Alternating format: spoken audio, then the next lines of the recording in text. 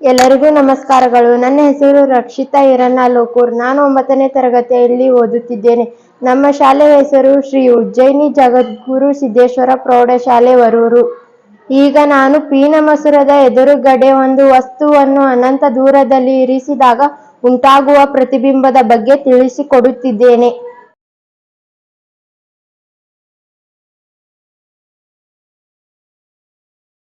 ವಸ್ತುವಿನಿಂದ ಹೊರಡುವ ಒಂದು ಬೆಳಕಿನ ಕಿರಣವು ಪ್ರಧಾನ ಅಕ್ಷಕ್ಕೆ ಸಮಾಂತರವಾಗಿ ಚಲಿಸಿ ಮಸೂರದಲ್ಲಿ ಪತನಗೊಂಡು ವಕ್ರೀಭವನ ಹೊಂದಿ ಇನ್ನೊಂದು ಬದಿಯ ಸಂಗಮ ಬಿಂದು F2 ದ ಮೂಲಕ ಹಾಯ್ದು ಹೋಗುತ್ತದೆ.